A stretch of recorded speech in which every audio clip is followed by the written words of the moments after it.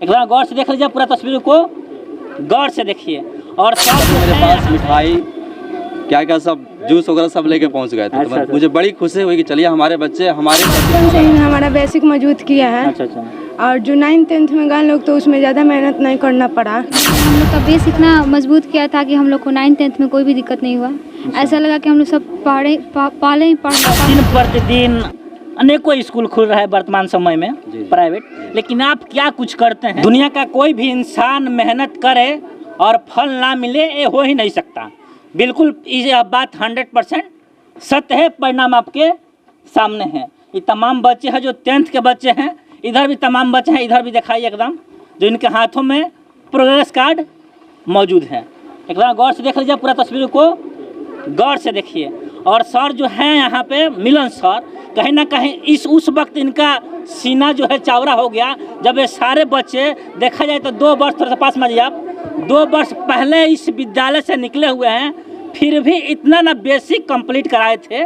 ऐसे कहा भी जाता है कि जड़ मजबूत होगा तो पुलंगी मजबूत होता है और वो चीज़ टिकाऊ होता है। कहीं ना कहीं वो सब बच्चों को लगा कि सर जो मेरे लिए किए हैं बहुत ही काबिले तारीफ है। लेकिन हम बता दें अभी हमारी मौजूदगी कहाँ पे है, बरौली प्रखंड के अंतर्गत आने वाले खजुरिया पंचायत के MS बाल विद्यालय में है और डायरेक्टर मिलन सर हैं। खास बातचीत होगा कि बेसिक इतना कंप्लीट कराने में क्या कुछ करते हैं और क्या कुछ, और बहुत पुराना विद्यालय है और फिलहाल में क्या कुछ इस बच्चों के लिए किया जा रहा है। सर सबसे पहले आपका स्वागत है। आपका बहुत बहुत स्वागत है। सर देखा जाए तो इस सब बच्चों को आप 2 साल पहले पढ़ाए हुए, आपके विद्यालय से निकला हुआ है, लेकिन सुने कि जब रिजल्ट आया तो दौड़े और मिठाई लेके आपके पास। जी बिल्कुल। क्या कुछ राज था इसमें?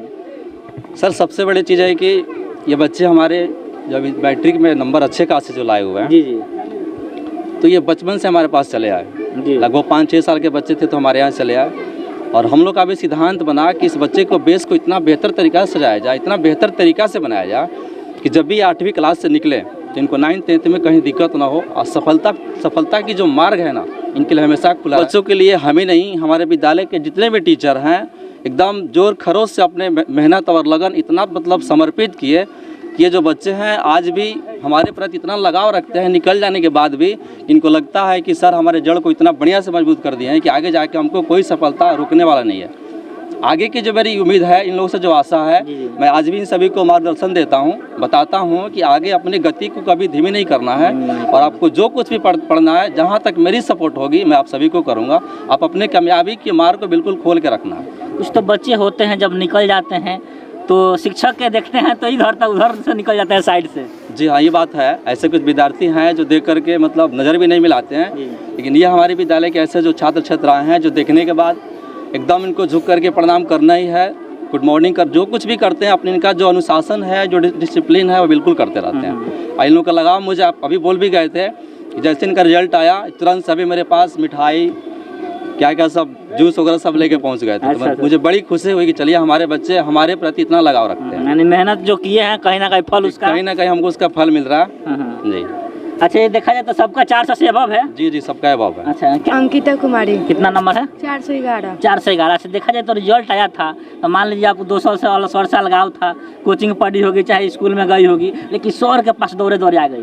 क्या कुछ किए हैं शुरू में बेसिक में? सर बचपन से ही हमारा बेसिक मौजूद किया है। अच्छा। और जो 9th-10th में गए लोग तो उसमें ज़्यादा मेहनत नहीं करना पड़ा। अच्छा। सर जो बेसिक पढ़ाए थे वो लमसम स्ट्रॉन्ग था। अच्छा। और इनका पढ़ाया हुआ 100% में से 80% सब अच्छा जो भी था। बेसिक कराए थे, हाँ। जो आप लोग 6, 7, 8 में पढ़े थे, कहीं ना कहीं चीज़ लगा कि सर पर पूर्ति पहले ही कर दिए हैं। हाँ। कमी कुछ नहीं दिखा। नहीं दिखा। देखा जाए तो परिणाम भी बेहतर है। नहीं खुश हैं आप लोग परिणाम से?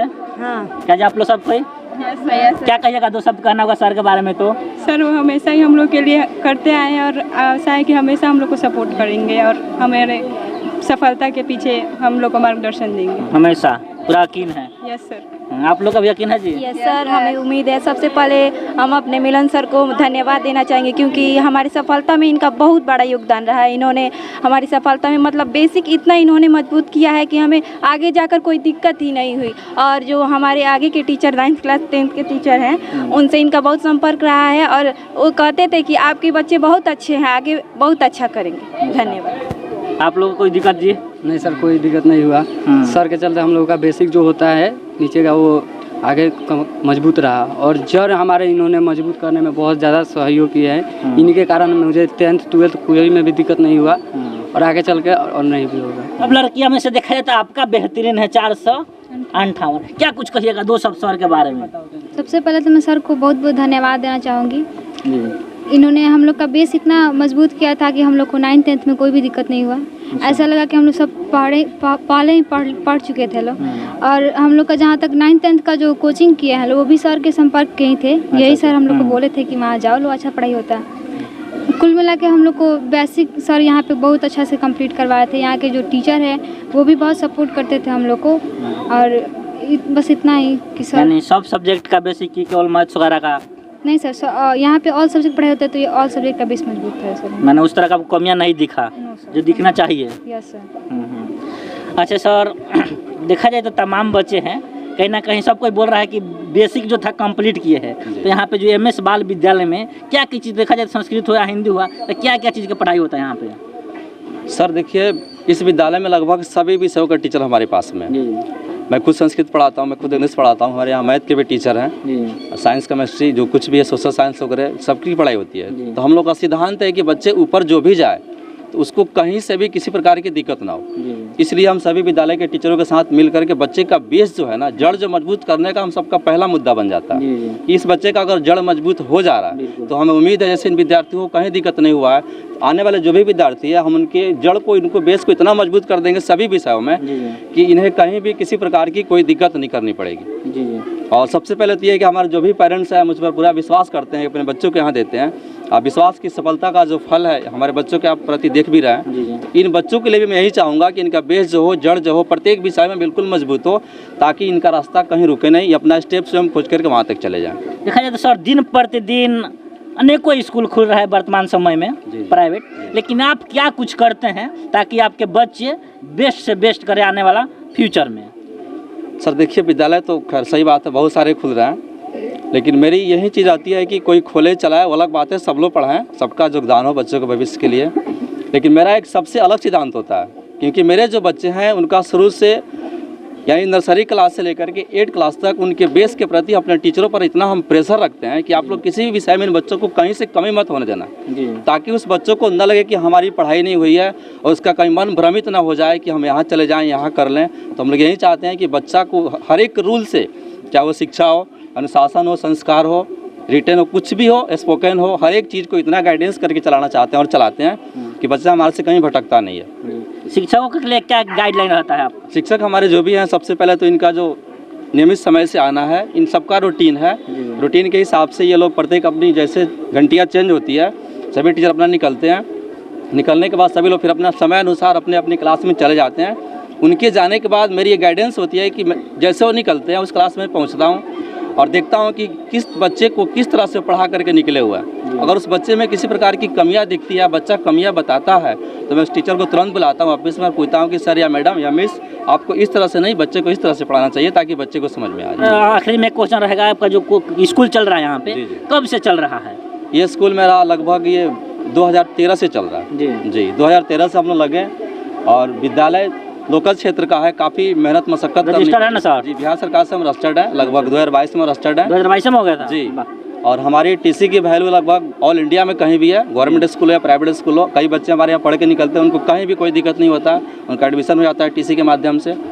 और जो बच्चे पढ़ रहे हैं उनको भी कहीं दिक्कत नहीं होगा। और अगर कंपटीशन की जो बात है तो हम तो जो खोलते हैं स्कूल या जो चलाते हैं, हम कभी भी चाहते हैं कि उनसे बेहतर हमारा विद्यालय कभी भी हो, और अपने टीचरों को चीज़ को बराबर समझाते हैं।